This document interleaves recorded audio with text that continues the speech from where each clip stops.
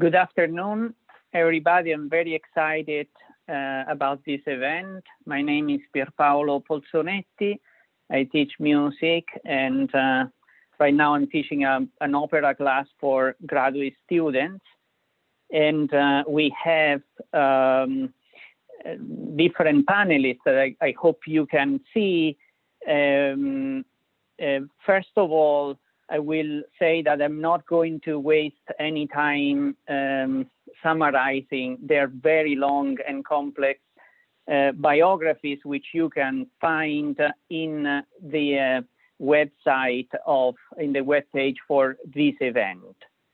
I can only say that I'm grateful to Anushka Kulkarni, who is helping to organize this, and our event manager, Phil Daly, and especially to stage director Francesca Zambello, who has been active, one of the most active and influential opera and theater directors of our time.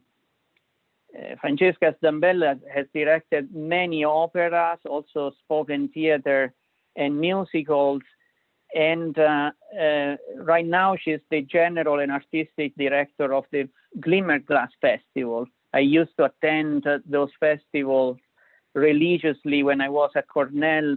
Perhaps it's the most propulsive opera event in the US. So it's not by chance that our baritones, Malcolm McKenzie and Brett Polegato, who are with us, crossed paths with Francesca, working with her. They both sang in many major opera houses. And here is how we are going to proceed. At first, for half an hour, we'll interview Francesca, then Malcolm and Brett Polegato will share some of their experiences, and Christian Baldini, our opera conductor, who is also our orchestra conductor, who is also an opera conductor, will join in for a roundtable discussion. So Francesca, welcome again. I have three questions. The first one is more general, and then we'll get into the theme of today's meeting, which is hopes and challenges in the world of opera during this challenging year, during this problematic year. But first, I would like to ask you to tell us a little bit about what it means to work in opera. I mean, how important it is to meet in person with the artists when you create a production.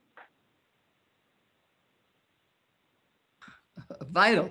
Well, first of all, good evening. I'm talking to you from the East Coast, everybody. Thank you for joining us. I'm happy to be here tonight. Pierpaolo, thank you for inviting me. So what does it mean to meet live? Well, that almost feels like a distant memory right now, and one that I think is certainly very painful for most artists, because opera really is the most collaborative art form of any. And if I'm not sure about who is everybody in this audience, but opera uses everything, obviously theater, music, ballet, drama, words. It can be huge and enormous. It can be, the ring cycle.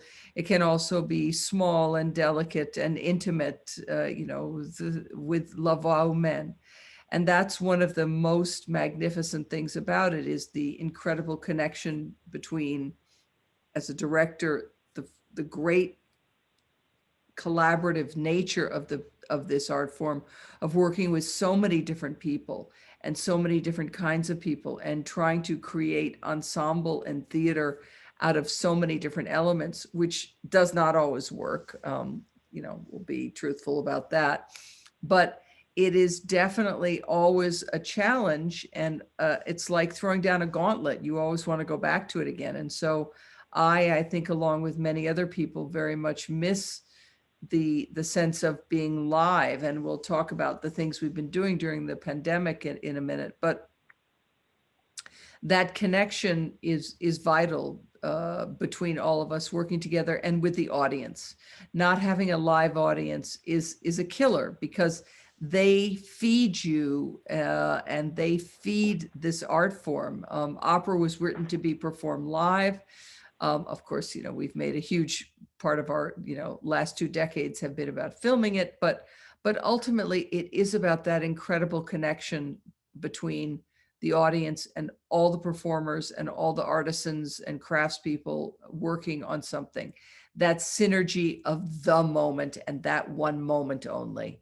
And I think that's like the drug that I miss the most, is going for that moment where everything comes together. Just a little bit about, as a director, of course, what's one of the most wonderful things about being a director is that you are involved with the process several years in advance before a production comes together. My job is so much about, as a director, about, working with, the designers and the conductor way before we actually get into the rehearsal room. It's our job to really create the visual world of a production. And so that long arc of collaboration is I hope comes back, is sadly missing in life right now. And so I think that that's the thing that I'm finding the hardest, is that the fact that theater, opera, which is so much about being together, is not possible right now. I am optimistic that it will come back. I think it'll be very different. But I think I think that it was made to be something that comes together with people all together. And then as an administrator and as a company leader, of course, I miss the chance to be putting together projects, but also I am hurting for all of us, all of my colleagues who are hurting truly financially right now. That is the most painful thing. And that was what was really great to hear about the current administration, that there will be a commitment to the arts. The New York Times published a great piece yesterday, which I recommend everybody read, which talked about how the arts bring almost 5% into the national economy, which I don't think people realize. However, right now, of course, giving and supporting artists is way down, because we're not there, we're not doing it live. So I know that's a little off topic, but Pier Paolo, that's a little bit about the backstory. And speaking of backstory, my background is actually the Opera House at the Kennedy Center, where I serve as also my other job is I'm the artistic director of the Washington National Opera, which is a very different situation than the Glimmerglass Festival, which is, thank you, Pier Paolo, that you came from Cornell. I love that, which is a summer festival in Cooperstown, New York. I hope that gives as short as possible an answer to your question. Yes, thank you very much. So now I'm going to dig a little bit more into depressing aspects, and then my final question will leave room for some hope. So my second question is, can you help us understand a little better the scope of the present crisis, what it has done to the world of opera, to its culture, not only financially, but to the culture of opera for the artists? Well, I think, like every time of great strife, there are many terrible things, but there will be many great things that will come from this. And of course, the terrible aspects of it, I don't need to go into. Many artists have had to leave their homes, find other ways to support themselves, move back to wherever they perhaps came from. So the impact is, is huge. We're seeing our major culture centers diminished. I think the incredible social change many artists have been engaged with, though, which is the flip side of this for right now. Many artists have been active politically. The Black Lives Matter and Black Culture Matters movement, many artists have been supportive and active in. So I think that that's a good thing, and it will lead to change, and it will lead to positive change. But there is no question that the economic aspect of all of this has decimated all artists, whether they're performers or orchestra members, painters, writers, whatever. I mean, particularly those of us who work in an art form, in an aspect of the art form that is a group. Most of us, we're not a writer or a painter. They're working alone, and then of course they may be trying to sell it or publish it. But those of us in opera and classical music, it's really art forms that survive by groups being together. And so not having that is killing it. My hope is that people are going to want it when we come back. But also on the flip side of having learned things, I think we've all learned different ways of performing and putting our art form out there. And that's something that I've worked very hard with through both company portals, the Glimmerglass Festival and the Washington National Opera, to create online content and some in-person content, depending on where it's possible. And I'm happy to talk about that. Is that a good thing, Pier Paolo, if I segue to that? Absolutely. I would like to know more about how you have been working during the current year. Well, I think a lot of people started putting a lot of things up on the internet, which is great. But of course, a paywall was not the first thing that people thought of. So people were just putting a lot of stuff up for free. Both companies that I am involved in, we took different approaches. At Glimmerglass, we made a whole series of summer programs, which ran into the fall, actually, which were short programs, like 20 minutes. And they were really a way of reflecting what we would have done in terms of our season, and also sort of trying to create the atmosphere. Glimmerglass is located in a beautiful rural setting, in a campus overlooking Otsego Lake. And so we filmed a lot of different things in the woods, Ryan McKinney singing Schubert songs in the woods, or children doing music to Indian dancers in the woods, telling the story of Jungle Book, or I can't even think now. Then we also did, we have normally a very active part of our programming there is about socially responsible ways of producing and thinking and addressing social issues.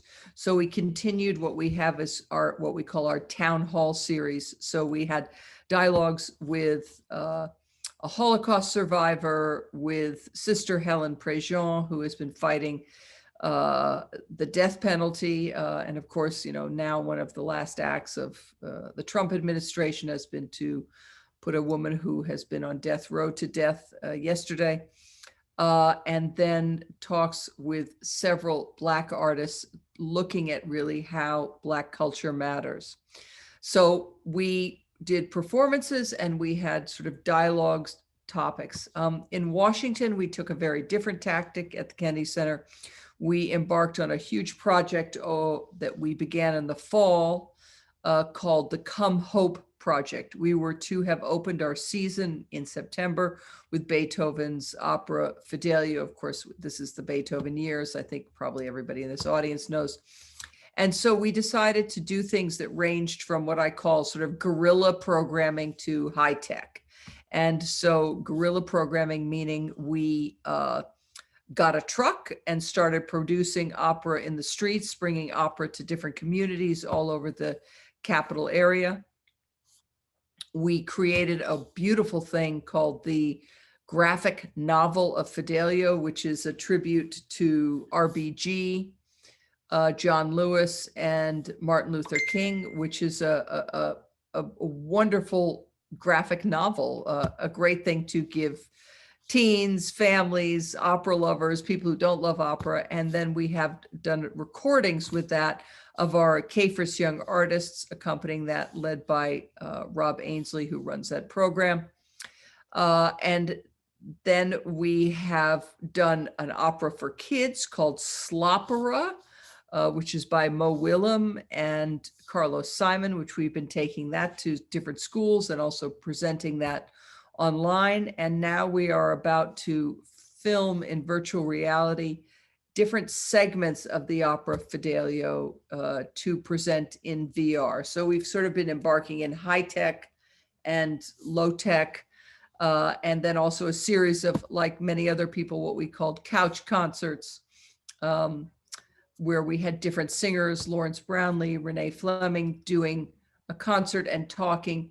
And Janae Bridges and Ryan McKinney made a magnificent piece called Monuments of Hope, which is where we filmed in different locations in Washington, D.C., different monuments with different accompanying music. So since we don't have a big repertory of existing content like the Met does, which they've done a wonderful thing with putting out their content every night, we decided to create content that related to Come Hope, that gave some hope for our audiences that we would be back. So those have been the things that we have been working on in both companies. And this will continue actually this spring in Washington. We will be recording excerpts from Fidelio, and then we will be making an audio recording of the opera Blue by Janine Tesori and Taswell Thompson, which was an opera that we would have produced in this season, but were unable to because of the pandemic. And this was a new work which premiered at Glimmerglass last year and was going to be in Washington and a number of other theaters this season. So we've been really, really busy. And I just really wanted in both places to produce content that was thought-provoking and different and short. I think everyone's attention span in the pandemic has gone like whoop, reduced. So we've sort of kept everything to under 30 minutes. So God forbid this will happen ever again, but if it does, is there a way, have you had any idea of how the world of opera could create some barrier, some mechanism of defense? To the pandemic? No, we're subject to everything, to health issues just like everybody else. I think if this continues, or if as the vaccine rolls out, I think we will take lessons away from this time. I think all of us will.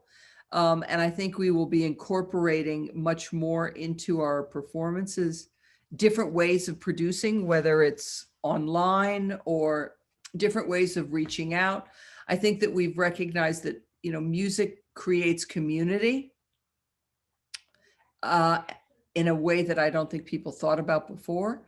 And I think that in the next few years, opera, particularly in the United States, is, I think, going to be key in, not the only thing, but certainly opera and all of the arts.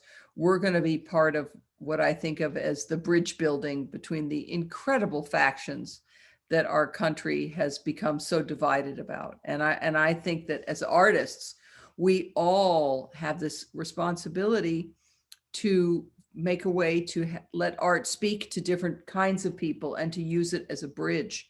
And I think that that's going to be the biggest thing that we're going to take away from this pandemic for artists, is how we can go out and help communicate with the very, very divided country that we're living in right now.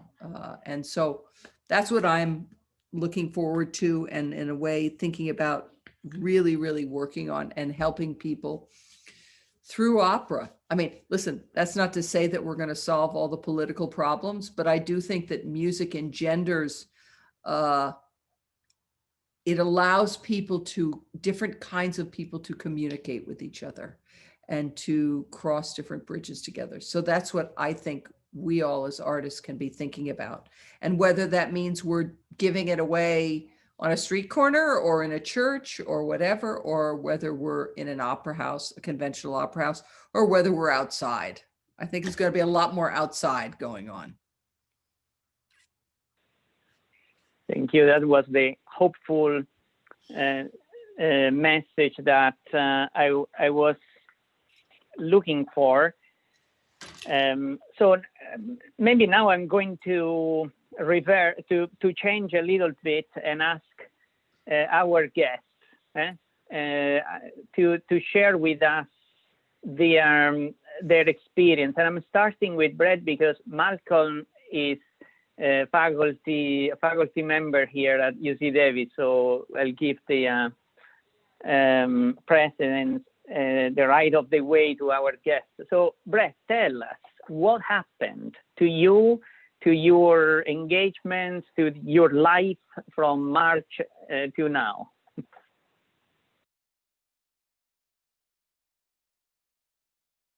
You are muted, which is not good for an opera singer. No, this is true. So first of all, thank you very much for telling me that I was muted and also for having me on this panel. It's a pleasure to share my experience.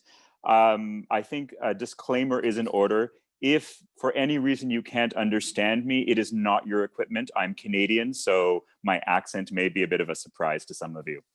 I noticed that you have a funny accent. I don't notice the accent at all. So, but I also point that out to say that I think the effects of this pandemic have been very different between our countries. First of all, we're a much smaller population. Today we had 7,000 new cases, and which is high for us, 150 deaths. So it's a very, very different landscape here. We just went into another lockdown last night in all of Ontario. We have a curfew. We can't be out past 8 p.m. And while it's not a mandate to wear masks outside, we have been strongly recommended to wear masks outside, and we are only allowed out for necessities, so pharmacy, helping the elderly, things like that. So it's a very, very different climate, which meant that certainly for me, my things got shut down almost immediately here in Canada. I was supposed to go to Calgary to do Ariadne auf Naxos at the end of March. And almost immediately, the Alberta government said no gatherings of more than 50 people. So here in Canada, we started very, very early on with gatherings of no more than 50. So that pretty much spelled the end for any of the performing arts, because it's not a restriction that you can really work with. I'm very fortunate that a large chunk of my performing career happens in Europe, but once again, those performance opportunities disappeared shortly after the Canadian ones did. So for me, it's been an interesting year. As Francesca was saying, we've had to become a bit creative. I'm one of the artists who has stepped away from the virtual aspect of things, only because having just come from the Met last year and understanding the complexity of the technical equipment required to accurately portray voices virtually, I didn't really want to be part of a situation where I was recording from my iPhone. So I spent this year two ways. The one project that I did do was we recorded Winterreise in Calgary. I did fly to Calgary. We recorded all of Winterreise, and the soundtrack of that is going to be used as part of almost an environmental film project. For me, it's very, very important that, because Canada is such a small country, that some sort of performing arts documentation comes from this time.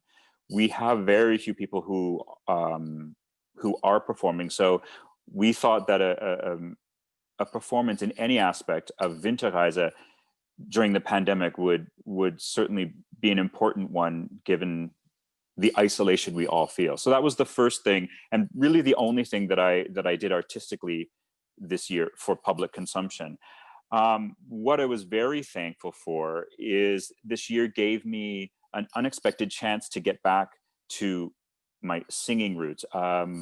I did a quick calculation the other day, and I've had 45 voice lessons this year with my teacher who's in New York, which is a real luxury to be able to, after 30 years of singing professionally, really go back and look at the house and strip off the old paint and, add a fresh coat. So I've really taken advantage of this opportunity. As Francesca has said, none of us is sure when this will end or what form opera will take when it is over. But as I've been saying to my colleagues, although I don't know any of this, I know that being out of shape vocally is not going to prepare me for whatever's coming.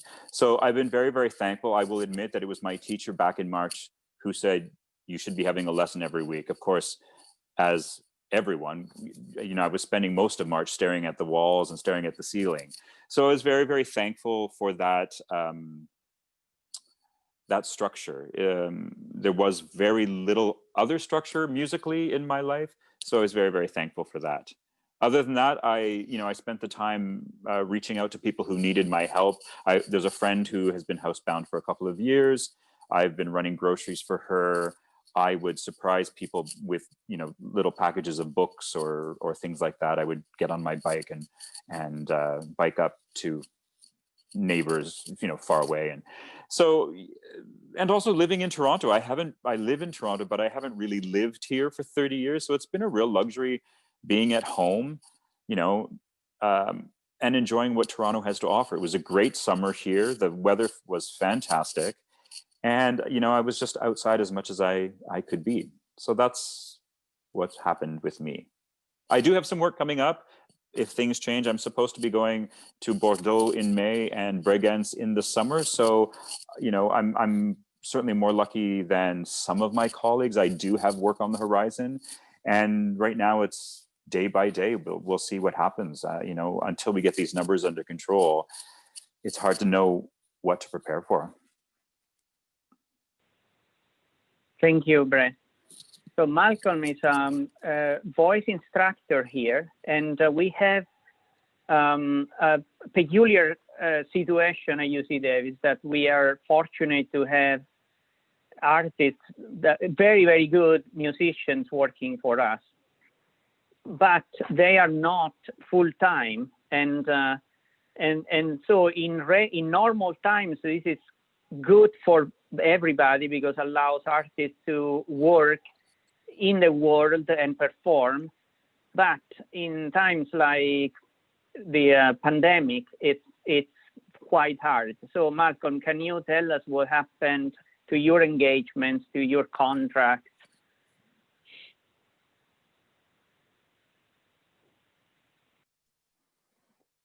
Sorry, I think my internet is lagging a bit there, but I had very similar experience to Brad in that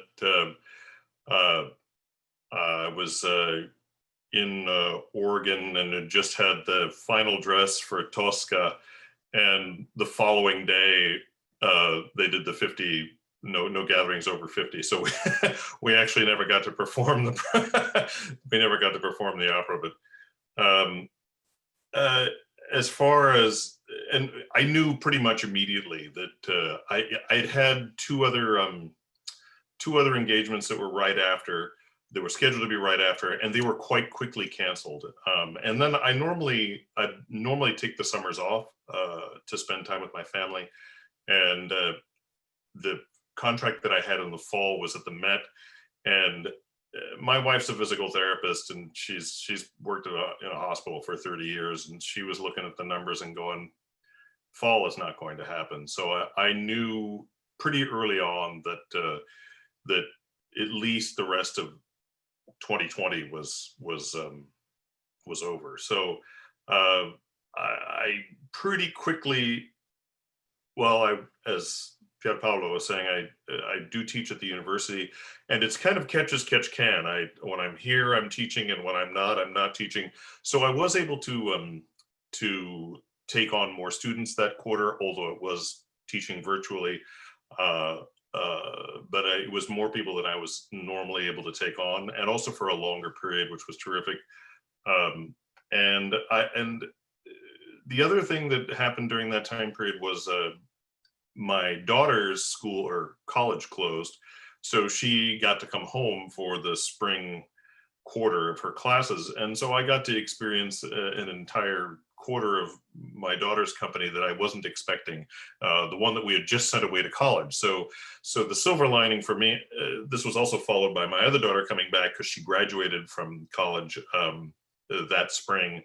So my silver lining for this entire time period has been that I've had bonus time with my adult children, which is something that I didn't expect. And I was having a hard time dealing with being an empty nester. And it was really, that's been, like I say, the silver lining, the best part of this whole thing for me is the extra time with my family. Because and I was thinking about what Brett had said about taking voice lessons. Unfortunately, I've been unable to do that because my teacher is very elderly and also lives at quite a distance, and it's not something that I've been able to do. So I've retreated quite a bit as far as my own personal singing, but I've been able to teach on and off, although it's not in person. It's on Zoom or on FaceTime or whatever.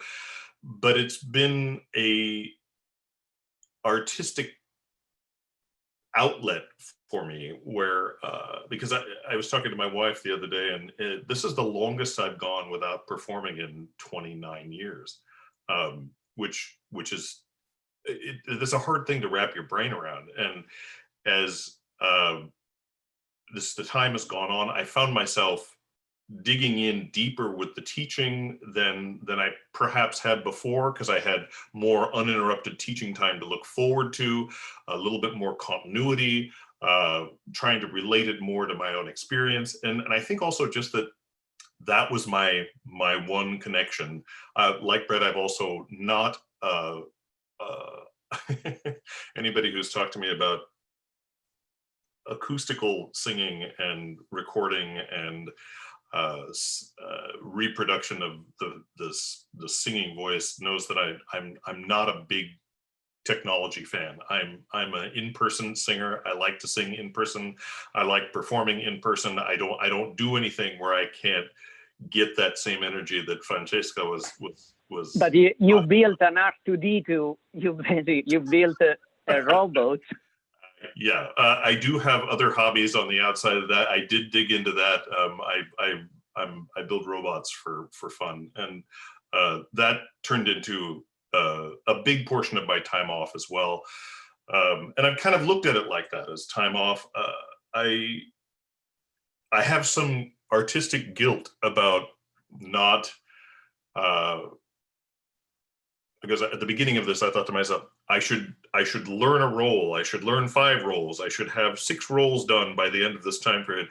And I didn't have the heart. I don't know how that is, or why that is, or maybe it's my way of expressing my despair with this time period, is that I had to step completely away and dig in other ways. I was unable to invest in my own artistic expansion with regard to voice or opera, other than in how I was teaching others. Interestingly, of course, it does always come back. You gain a lot when you give, so there is that. But I was unable to dig in and do it like that. It's been other pursuits and the pursuit of family time, and this is also coincidental with both of my parents are quite aged, so I've spent a lot of time, and they live in town, so they've required increasing amounts of help, a lot of help this year, and it's one of those things where you kind of wonder, well, if there was going to be a time when I was going to be out of work, not and at home, this is the year that it needed to happen, because they've needed a lot of help. So even though I have not rediscovered or found a new me in opera, I have been able to reconnect with other things in my life, and that I have to see as my positive in this particular experience. I've also I picked up a day job, because what else am I going to do with myself? And I've been working at a hardware store, which is, I suppose, kind of a lifelong dream for somebody like me who's a frustrated handyman most of the time. So that's been fun. It's put a little bit of money in our pockets. It's given me a completely different appreciation for people who work so hard every day for so little in our hourly wage retail society. I have made some great friends who work their butts off for not much. And it's given me a real appreciation of what they do and what that life is like as well. So I don't know, I'm kind of rambling at this point, but it's been an interesting year, and I'm sure it's going to take me quite a while to process it all. And I'm hoping that we get to go back to doing what we did before, but I fear that we've lost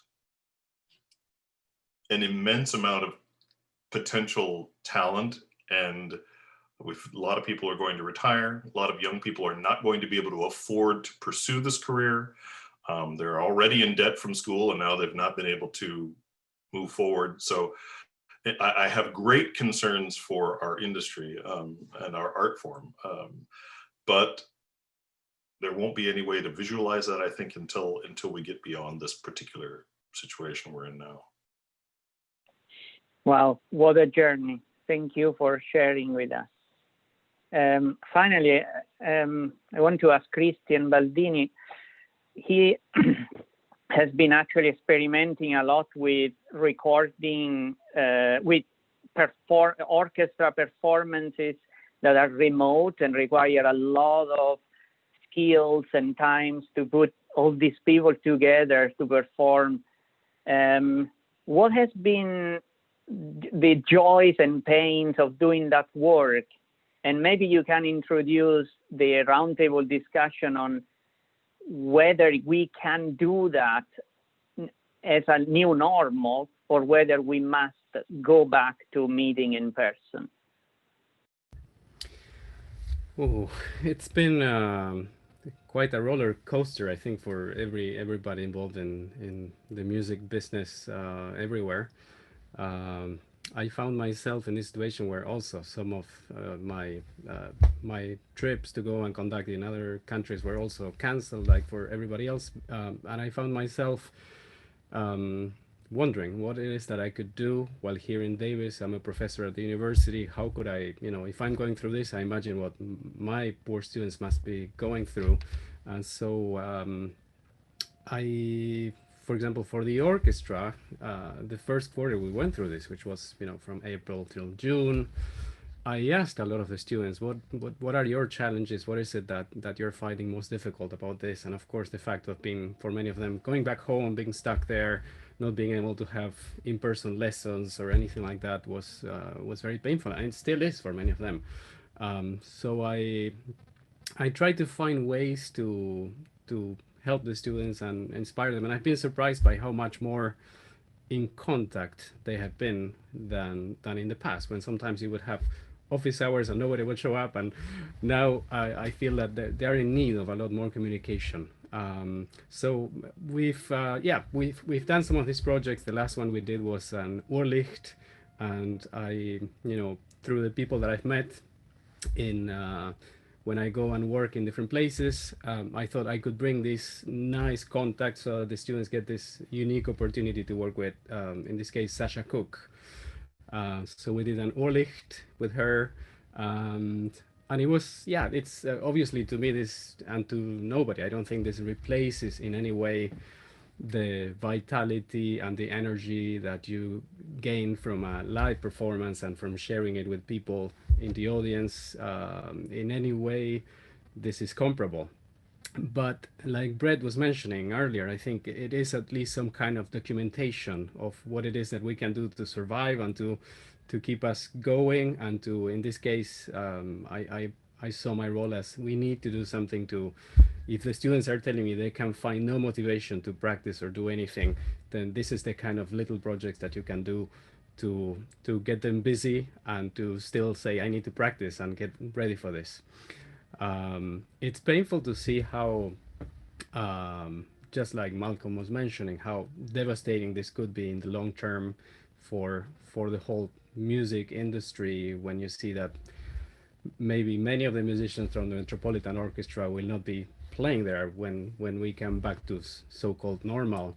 Or I've been following closely the situation in the UK as well, which is a country where I also studied and where I've done quite a bit of work, and how many of the orchestra musicians and the government even saying, oh, they should find a different profession, they should retrain and do something else. So when you see this kind of political message out, and you see that in other countries it's possible, in Germany, of course, or in the Netherlands, a lot more was happening, and a lot more support and protection from the government was coming. It's painful to see how we, basically in the US we were left with essentially nothing from the top.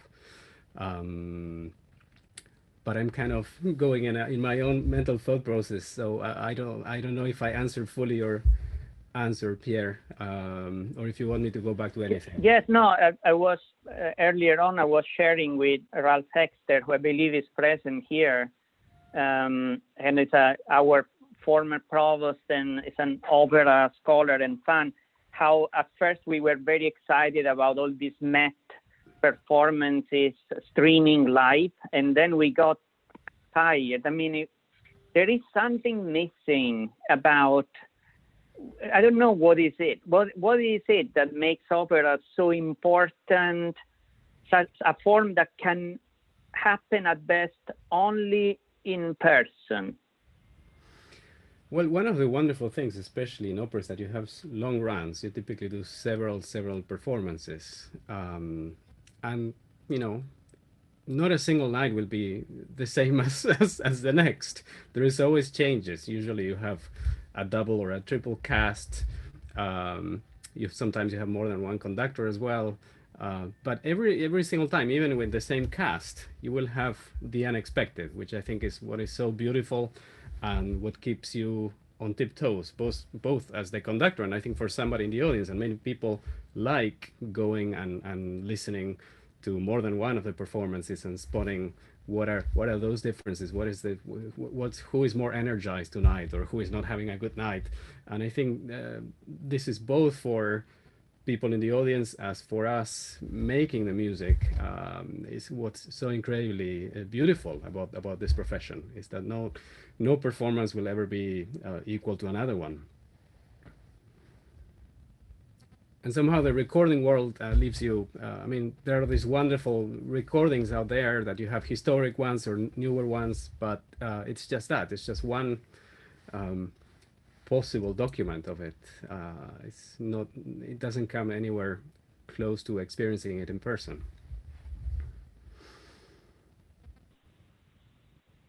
Maybe we can open up to the round table and perhaps speak on Carla Bond's question on the chat line, which has been, and I'm curious to hear from Francesca about that. When I purchased the subscription to San Francisco Opera, had to be canceled, of course, and they asked me if I wanted to donate the money, and I said, "Are you going to compensate the artists?" And I got no reply, so they wouldn't tell me. So, Francesca, what do you think about this problem with the management using the pandemic to strangle all the youth?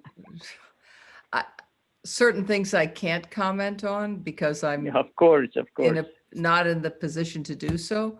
I will say for the company where I am the general director, Glimmerglass, everyone who we did, everyone who has been canceled by us, we paid them 25%, which is better than a lot of other companies who paid artists nothing. And so we're a small company, and that was basically all 25% of what it cost to pay 350 people for what they would have done in the summer, was basically all the income that we earned from people giving back tickets. Washington, we're part of the Kennedy Center, so we are not responsible for how we interact with the unions directly, whereas at Glimmerglass, I am directly responsible, and I did my best to pay everyone, not just the artists, the orchestra, all the artisans, all the young artists, everyone. So I think that it's the morally correct thing to do. So it was the best that we could. I wish it had been more, but 25% is a lot better than other people.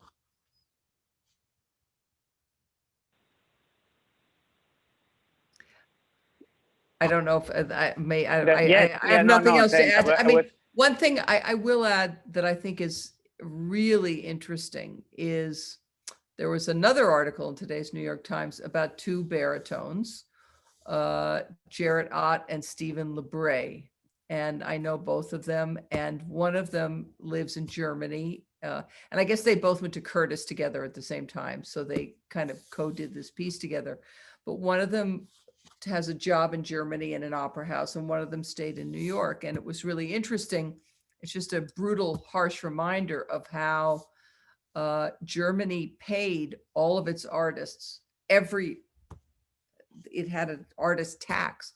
So every artist was receiving something throughout all of this pandemic.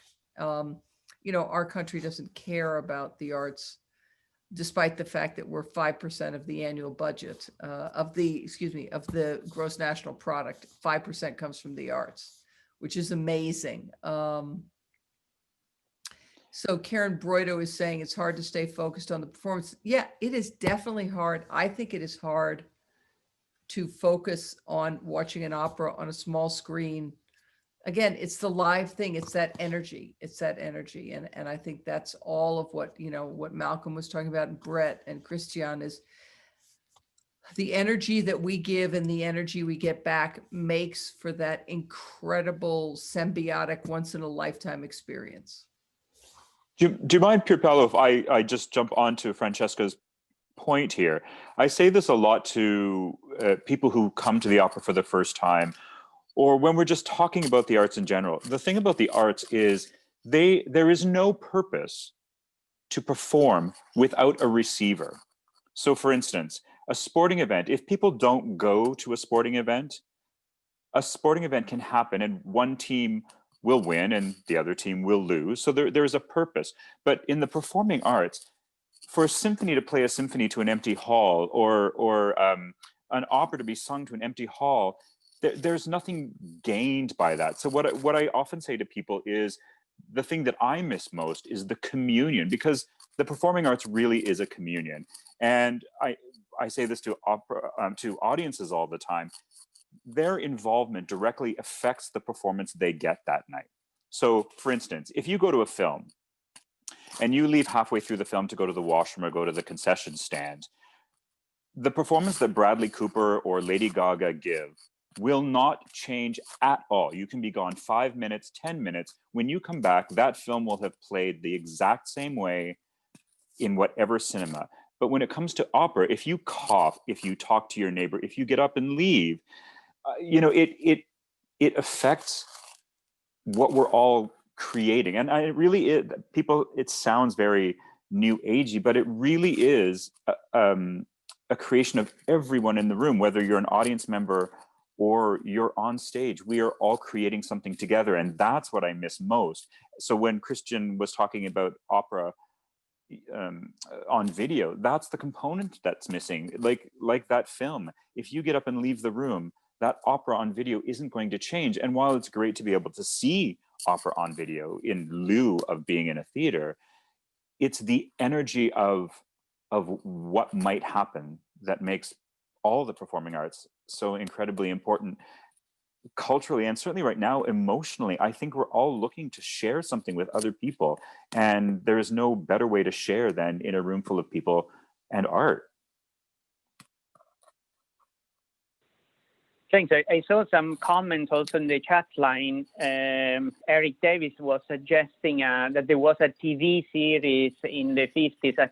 I don't know if this can be comparable to the streaming online that we have, but what Ralph Hexter pointed out about the space of the auditorium has to do also with what Brett was saying, that we have some energy.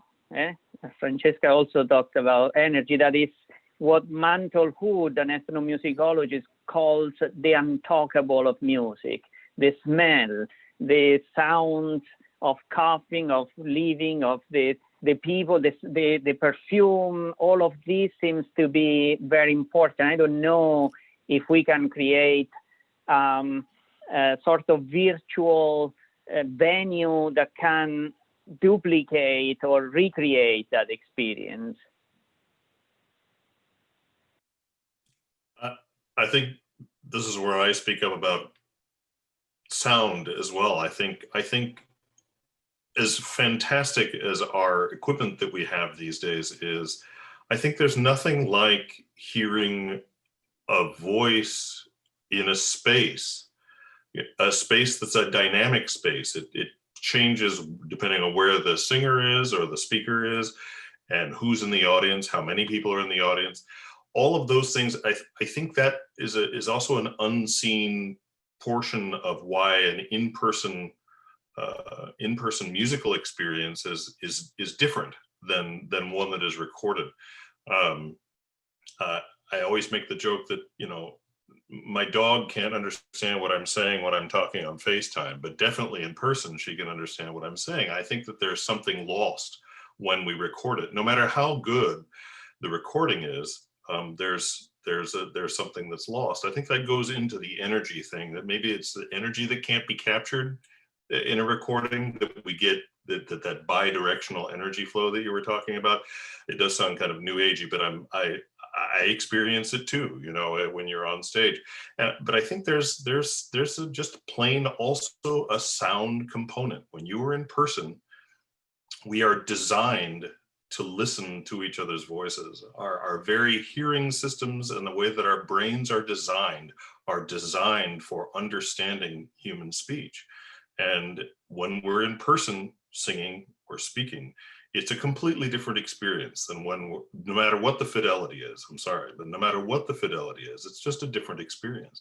My cousin, Augusto Sarti, he's at the Polytechnic in Milan, and he studies three-dimensional recording and three-dimensional playback. And one of the things that he's been working on is to try and emulate specific acoustical spaces to be able to give you a good representation of what it might be like to hear a certain sound, music, whatever, in a particular location.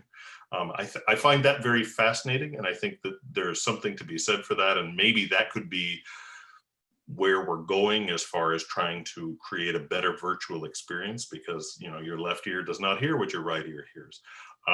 So maybe that's very a way that this could be improved to a certain degree, but it's hard for me to get that excited about a recording versus a live performance. It just is. I think there's a couple of great chats here I'd love to say something about. And Malcolm, I totally agree with you. So does Karen Broido. She's very funny. She says, Callas on stage was amazing, but her recordings can be painful. Absolutely. I mean, we have a joke where we say Maria Callas wouldn't get into a young artist program right now. I mean, again, you know, opera, most of the operas that we know until, you know, the last several hundred years were written to be heard and experienced live in a communal experience. One of the great things about the pandemic, though, has been, of course, the accessibility, which Diego Martinez Campos brings up, accessibility for people to the arts, because so much of the content is free. And I think I'm really curious, and we're not going to know for a long time, what kind of impact that has made on the audiences who never would have gotten involved before. You know, and so for that, I am grateful for the free content, although sometimes I've learned when you give it away for free, people don't like it as much as when they pay, even just a little bit. That's like people walking out of dress rehearsals. I'm always like, how dare you? You know, so, but I do think accessibility is a key question. And that is something really, again, very much at the core of how the arts are treated in the United States, that we are not supporting the arts and funding the arts. Yet we ask the arts to do a lot of lifting for a lot of different things. And so I think that, you know, again, if they were funded better, there would be more accessibility. So I think, you know, we're gonna have to wait and see.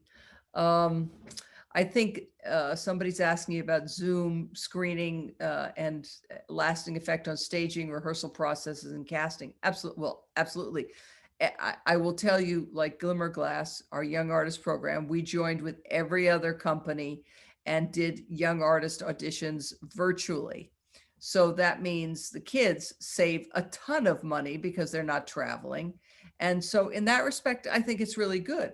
I don't think that I want to be rehearsing on Zoom forever. Rehearsing on Zoom is really hard. I'm just like, I'm sure, you know, giving a voice lesson is hard. I don't know what other people think, but, you know, Zoom is okay when you're having a dialogue, but really creating on it, it takes new muscles. What kind of, I'm just going to quickly answer Esther Delosier. We have not released the virtual reality performances. That's really, we will be doing that in March. And it will actually first be released to donors and subscribers because you have to have the right, you have to have the glasses. And that's why we chose to do virtual reality, but also balance it with a lot of free content that was easily accessible. Over to my colleagues. I see a lot of questions coming in. I guess what I'd like to add to the idea of going forward and performing, while I think the big companies will indeed look to these more virtual performances, I've been very fortunate in my career because it's always been equally divided between recital work, opera, and concert. So as soon as the pandemic hit, for me, my first thought was, this is great. I can bring the house concert back. I can rent a hall and do an evening where I talk to the audience, do art song, or I have a Broadway program that I do, you know, do it for 50 people and have another 50 the next day. I'm perfectly happy to do more performances for smaller groups if it means that those small groups encounter it live. Because also one of the things that I love most about being a performer is the old days when if you missed a performance, it was gone. It was ethereal. There was no documentation, that it was a moment shared by a select few group of people. And I think artists were freer to take more risks back then, because we knew that it wasn't going to be etched in stone. And if it didn't work that night, there was a greater understanding and forgiveness because the audience understood that they had experienced the atmosphere of the room. And, you know, you can sense when it's live that it is live, that this hasn't been in any way edited. And I do think that you're more forgiving. And as I said, I think artists therefore took more risks. I would gladly take those risks for a group of 50 people live over taking those risks for 2,000 people around the world that I can't see. That's just, of course, my perspective on this, but it's communicating to people directly that really inspires me. Yeah, there was a question by Esther was also asking about this feedback. This year I've been attending concerts with the San Francisco Jazz at 5. Every Friday at 5 they have jazz concerts, and they use the chat line where, as it happens now, people can comment and makes it quite lively or distracting. I don't know. I wonder if that could be a development in the world of performing arts when people start delivering reactions in real time using phones, or I don't know. Probably it's a bad idea. No, I think it's a great idea. I mean, I think I think already people are doing that. We have certain performances at the Kennedy Center where we seat people in the back and we ask them to comment on social media as the performance is going along. I'm fine with that. It's a different form of dialogue, more perhaps it's more contemporary, but I think one thing, just that we mentioned, Pier Paolo, in the class before, which I think might be interesting to the participants now, is just all of these ways that we have of performing and reaching our audiences now. I think as artists, it's really going to be important for us in the coming decade to figure out how to use our art for social good and how to help bridge the incredible gaps that we're feeling in these seismic differences between different ways of thinking in the United States, perhaps, of course, not as much elsewhere, and certainly not in Canada, with that we all had that nice Canadian disposition and easy communication. But I think that that's going to be one of the biggest things. And of course, it's fueled by online and by social media that has in ways helped to be divisive in the United States. So I think as artists, we're really going to have to think hard about how to use our art for good. That's a very good point. It probably brings back to a question that Diego Martinez Campo posted in the chat line a while ago, which is online performances have meant greater accessibility. So more people can attend opera or concerts in general. How are we going to address that? I mean, we want to do opera to create social change, but can we make it also more accessible when it goes back to live performances? Again, I think it's going to be a lot about, I think people are going to change how they think about the arts. I hope that a portion of the population values it and realizes that in not having it, it was an important part of their life, even if they didn't know it. I don't mean that all those people went to the opera, but that they maybe experienced art in certain ways, whether it's they saw something or they went to a museum that was free or whatever.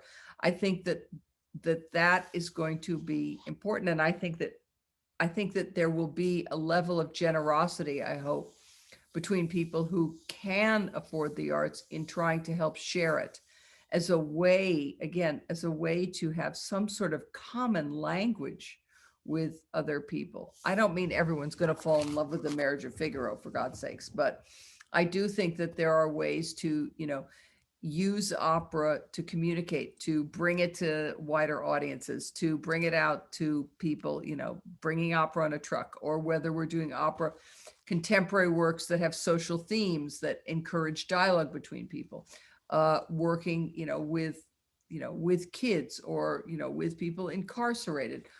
Opera is an art form that can travel and be flexible. Classical music.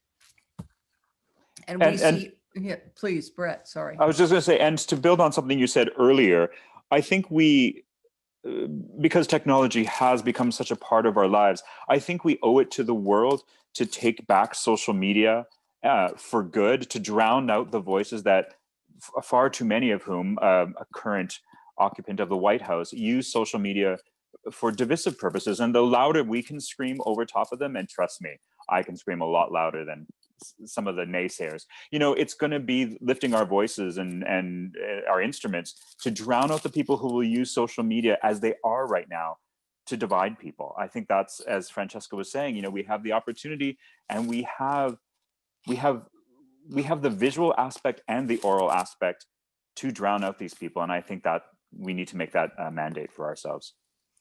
I think Juan Diego Diaz is asking, was progressive causes for opera? Well, I mean, hello, Verdi, Mozart, hello. I mean, Mozart was writing about, division in classes. That's what the Marriage of Figaro is about. Verdi, he was writing about, the hypocrisy of society with La Traviata. I don't think it's like we didn't invent it all of a sudden to use opera as a way to communicate progressive causes or asking audiences to think. It's inherent certainly in the nature of opera, the genesis of opera. And that's, I just have to say Verdi and Mozart, that was what was driving them half the time. So I don't know. And as I said, others. Well, I was going to say, as I said earlier, the piece that spoke to me most in this pandemic, that spoke mostly of isolation, is Winterreise, a piece that was written almost 200 years ago now. I didn't turn to a piece by John Adams. I think so many of these great masterpieces are great masterpieces because they still resonate with us today, and particularly in these times of isolation. A masterpiece is always contemporary. I mean, that's the thing that I think makes a masterpiece, is that it always feels like it can speak to us today. And clearly, I mean, La Boheme and the pandemic. I mean, that's COVID fun too. Okay, all right. Somebody's getting Diego Martinez is very funny. Okay. I actually have heard of I think somebody did COVID fan tutte. Yes, the Finnish opera. Thank you very much. Thank you. But I think that, having produced the opera Blue, which was really addressing social themes about police violence last year, or just, again, so many different works that I've been around or seen, speak to different things. So it's not a new thing. It's just that we have to help open people's eyes to think about things. And again, I'm not saying that we're going to change the world with Don Giovanni, but it might be a way to communicate with people that didn't work before, or that makes some common language. It worked for cartoons in the 70s. So, right. It can work with social media in the 20s now, I guess. Sorry, go ahead. Sorry, I'd like to address the issue of accessibility that has been raised, and the fact that, well, recordings, of course, have been available for decades now, but it's clearly much easier nowadays to get a hold of anything, whether on video or audio. YouTube has millions of recordings, or you can get very inexpensive subscriptions with Apple Music or Google Music, whatever provider you might choose. But hopefully that's going to mean that simply things will be available either for free or for very little money to people that will then come to the opera house or to the symphony or whatever it might be. Just as much as having Netflix or Amazon Prime will not mean that people will not go to the movies anymore. It's a different kind of experience, and I mean, we're social animals, and as much as people are missing these days traveling for pleasure, surely a lot of people are missing going into the opera house and having dinner beforehand, and all of this, which is part of the culture of going and watching an opera. I think that all of us who are running opera companies now are working pretty hard to break down the barriers of accessibility, whether it's through content or pricing, quite frankly. I mean, those are the two things that, the tools that you have. And I think the content that many of us are creating now is about, whether it's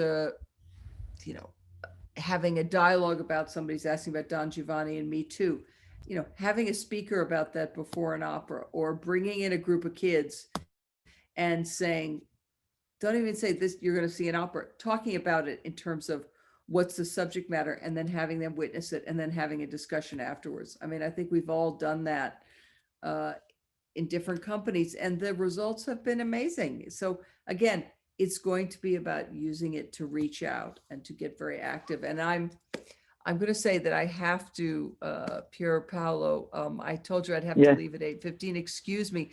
I am so happy to have met up with these old friends who I have not seen in a long time. And Well, we have and- been grinding you for a long time because no, Francesca has attended our graduate seminar as well. So it has been So many I'm gonna- hours. Like, Okay, so I want to say thank you also to the attendees for the great questions, and everybody, will see you during the pandemic and after the pandemic. And like, keep your love and going for this art form, because we will survive. Thank you. thank you, Francesca.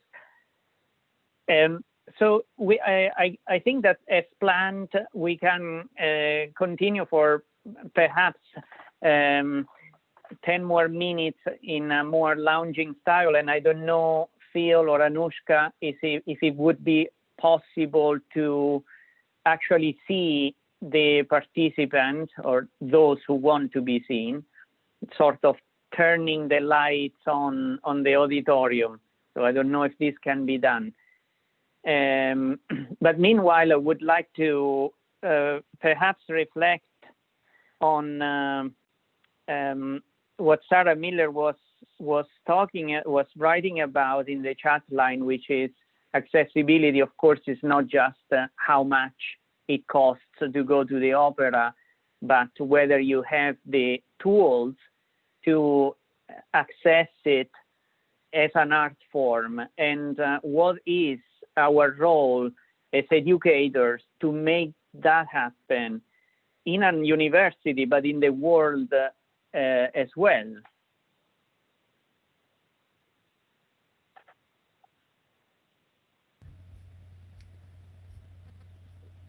I agree that it's not directly related to pricing, but of course, in this country, going to the opera is a lot more expensive than in Europe or in South America. I remember when I was a student in Buenos Aires, I could just get a standing ticket in the Teatro Colón and pay 5 pesos, and that got me to see the Valkyries or whatever might be happening then. I don't think that's the case in this country. I remember doing the same at the Royal Opera House in London. So pricing is an issue. Obviously, it is a barrier, but I agree with the comment. I think it was Sarah who mentioned that the fact that opera is associated to the upper classes and people see this as elitist. So I think all one has to do is expose people to it, because they will realize that it can be something that can really directly talk to anybody. It's about humans. It's about relationships. It's usually about love, about conflict, and who will not fall in love with these stories and the beauty that the art form offers.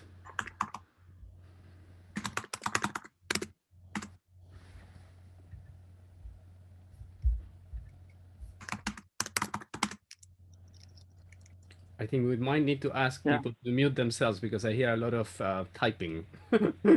Yes, please jump in with comments or questions in person, and feel free to turn the camera on. I don't know if that's possible, but.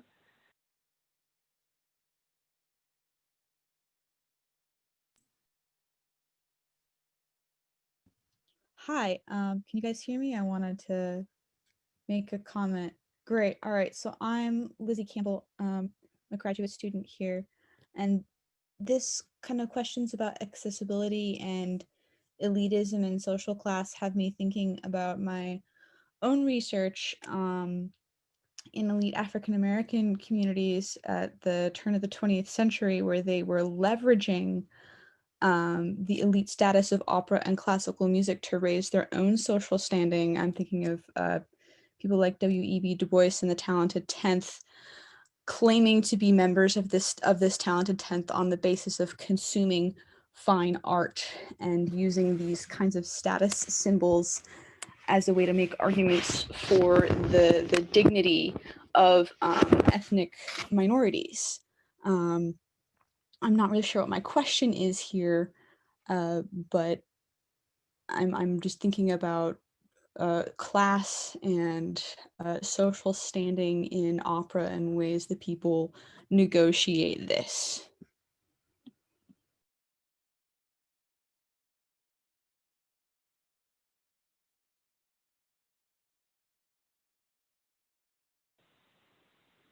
In my experience, this is a difficult issue because I've been bringing opera to incarcerated people, homeless children in inner city elementary schools, and in my experience, it's an art form that touches everybody's heart. I mean, it's immediate. You don't need to actually explain how it works, what formally, or tell them what to pay attention to. It's an art form that is made to immediately resonate with human beings.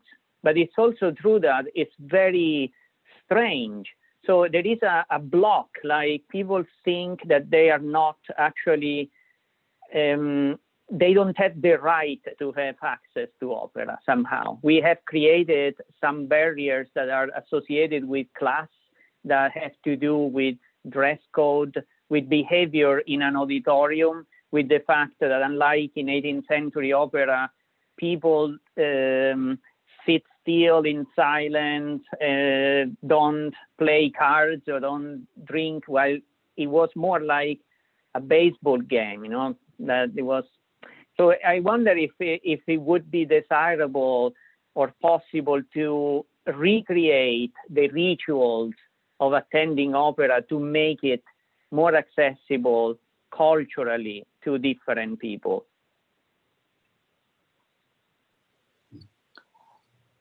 I also think that part of that inaccessibility has, it's in some ways in people's minds. You know, when I'm very fortunate because, well, I'm one of the few people in my family that's had any exposure to classical music. So if people come to the opera or the symphony when I'm performing, they're usually coming to see me, not because of the work. And they have no experience with the piece.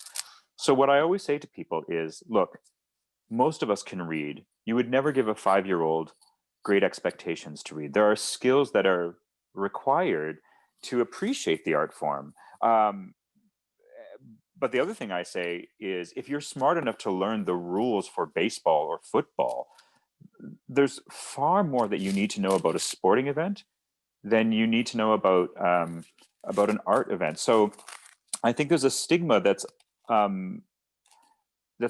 unfounded when it comes to the arts. The other thing I often say to people, like my brother-in-law who will come to see me do, I don't know, when I was younger, I remember seeing Pagliacci. I was singing Silvio.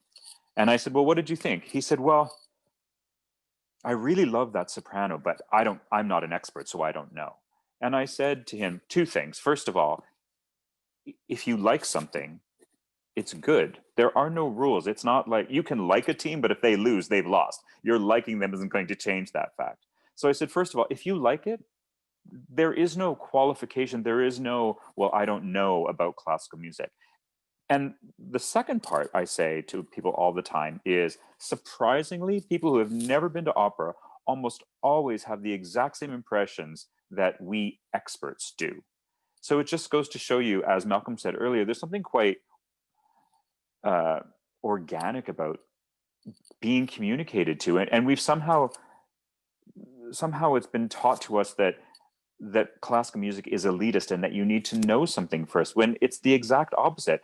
If I go to a tennis match and I don't know anything about tennis, I'll stare for 30 minutes or whatever, having no idea what's going on. Most people, if you say to them without surtitles, what happened in Bohème? Well, there was this guy and I think he really liked that girl. Like, it's much more intuitive than people think. And I think that's the message. Yes, there are class hierarchies and other barriers that we have to break down for sure. But I also think the most important one is breaking down the idea that classical music is somehow elusive, when in fact it's the most natural thing for us. Right, I completely agree with that. I think my daughters will often play the soundtracks from movies that they've enjoyed, because it's orchestral music and they have sense memories and feeling memories from how the movie made them feel that are brought back and enhanced by the music, which they also enjoyed maybe subconsciously while they were watching the movie. And it's become a big thing with them. They have it on their iPod or on their phone. They have soundtracks from movies. And this is a modern expression of what an opera is. It's a story enhanced by music. You do not need to be an expert in music to enjoy music. Everyone can enjoy music. And I think to every person who I've convinced to go see an opera the first time has come away from that going, wow, that was really neat. That was a great experience. That was, I didn't know people could do that with their voices. My best friend growing up came away from the San Francisco Opera the first time. I was like, it wasn't as loud as I expected. I said, well, that's because, there's no amplification. And his response was, there's what? There's no microphones. Those people were making those sounds with their bodies. And his eyes got wide. He didn't even know, but that kind of reaction is universal to people whom I've brought to opera, whether it be a modern opera or one that's 200 years old. It's designed to speak to the audience. And I think because probably, it's expensive to produce, and because opera is expensive or most of the time is expensive to produce, it's become associated with expense, and often it was we had people who were donating money to provide the composer or the house to be able to put it on in the first place. So it became an elitist event for that reason. But as far as what the composer is not, 99% of the time, they're not aiming at opera aficionados. They're aiming at everyone. They're aiming that music at everyone to elicit an emotional reaction. That's the reason why it's on stage. And I want to comment on one of the comments. I really don't think that it's something that you need to be exposed to as a child. I do think, like reading, like sporting events, there are steps that you need to go through to educate yourself. But I can assure you, no one in my family, there was no classical music growing up. And so almost everyone that I bring from my family to hear me perform have absolutely no experience with classical music. And as Malcolm said, with very, very few exceptions, and really very few exceptions, I'll say, what did you think? And they'll say, wow, that was really amazing. Because, well, once again, I always say, we're very lucky in the classical music because most people have such a low opinion of it that it can't possibly be as bad as they think it's going to be. I mean, classical music is the oral equivalent of liver for most people. So they can't be anything but impressed because it can't possibly be as bad as most people think it's going to be. And that's a bonus for us. We're in a very luxurious position because we can educate people, because they're expecting, liver, and we're giving them something that's not liver, and they're shocked by that. I just want to say I completely agree that you don't need to be exposed to it in childhood, but it's truth also, I think, that it does create some barrier for people who didn't grow up with it and who think it's not part of their culture and they're intimidated by it or afraid of it. So it might take a little bit more work to get those people to come. But once they come, I absolutely concur in all my experiences of many of my friends from high school or anybody, friends who are not classically music inclined or anything like that. They come, and first of all, the place typically where you perform an opera is magnificent in itself. The fact that you go there and are surprised, like Malcolm was saying, this is all acoustically created. There's no amplification. It's not pre-recorded, and already for somebody who's never been exposed to it, it's an experience that they are quite pleasantly surprised by.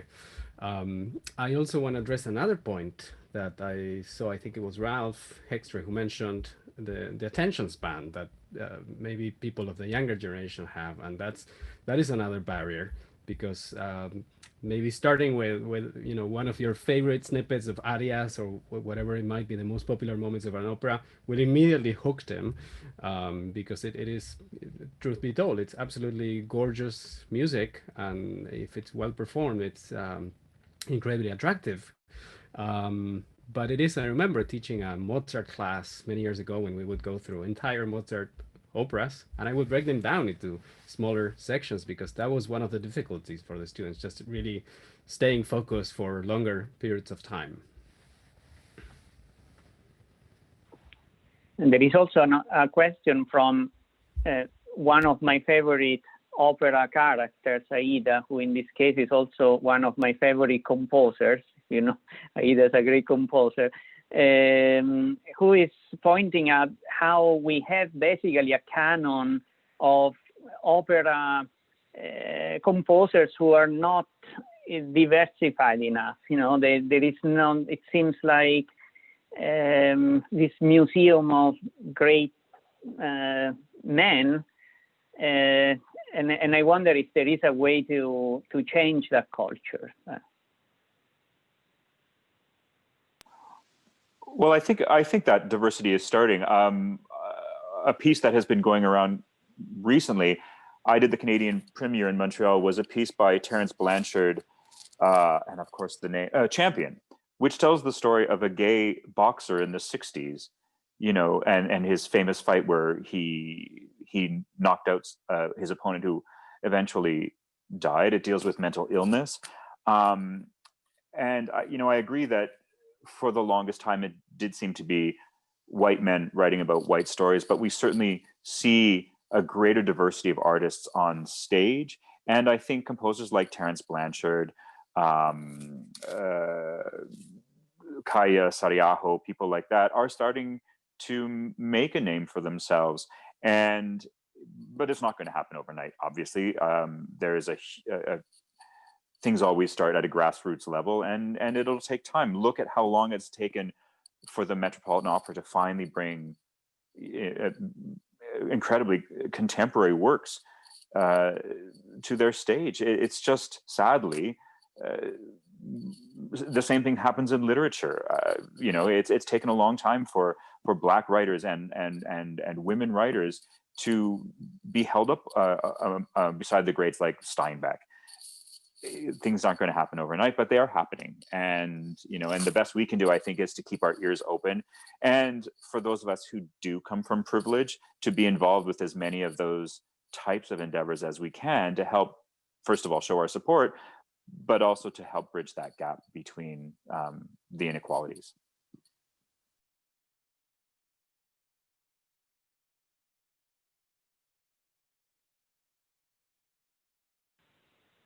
It's good to see more faces, but I have to be perhaps the party pooper of the situation, because it's 5:30. So maybe we have time for one more comment or question, and then we'll conclude.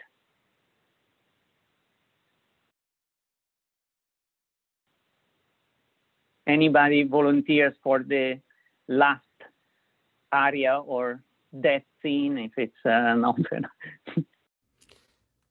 I guess this would have been a question better suited earlier, but how much do you think maybe funding is one of the issues that determines what is performed regularly, in the sense that in the US there's such little government support or whatnot for the opera, so these companies are then forced to kind of do what their richest donors would like to be seeing all the time, and will keep them happy. Do you think that if there was a wider net, that more diversity in both production and composers and artists would have?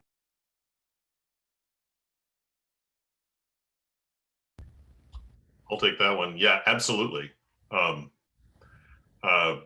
The reason why we have lots of war horses, war horses are operas that are performed a lot, Carmen, Bohème. It's not just because they're great operas, but it's because they make money for the opera company, and they enable the opera company to put on lesser known or perhaps even brand new works later in the season or sometime else in the season.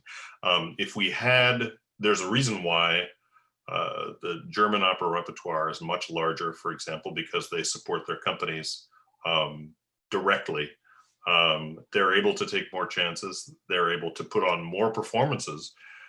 So that just by sheer volume of performances, you're able to crack a few more of those glass ceilings and put on operas that are unusual, different, more contemporary, by composers who are brand new, or composers who nobody's heard of, but they have made great music, but because nobody's heard of it, they can't sell it. The United States has a real problem with opera marketing. I'm sorry that Francesca is not here to address that, because I'm sure this is something she's fighting against all the time. As the artistic director of one company and the head of another company, she's trying to both put on interesting new productions by new composers, but then also has to appease her board, who are giving large sums of money to make sure that the company itself can operate. If we had better arts funding in the United States, here we are, the richest country in the world, supposedly, and we do a terrible job funding art of all types, not just opera, obviously, but it's been relegated to being a private sector, individual donation type thing, and it's not where you get your maximum exposure. It's just not going to happen that way. If we were better about supporting it, there would be more diversity of choice, I think. I also want to say that we have to remember that the English language in opera has also been stigmatized for a very long time. Opera in English is barely 100 years old. For the longest time, opera was German or French or Italian. So although opera has been around, English opera really started with Britain, to be honest, and that's not that long ago. So I think we've made tremendous strides, and I think that surprisingly, that's still one of the stereotypes that major companies have to fight against, that if it's in English, it's not a real opera, it's not a serious opera, or it's not a masterpiece. And as I said, I think we're still fighting that stereotype as well. So it's hard to tell our stories when certain people think that the stories only matter if they're sung at you in Italian.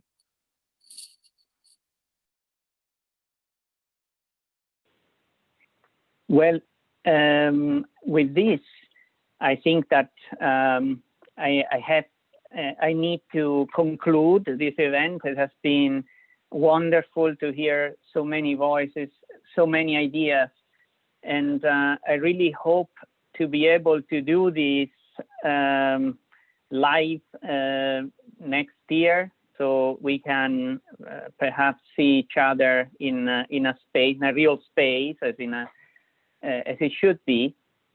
I have been talking to people about opera today since 3 p.m. It feels like Wagner somehow, very long.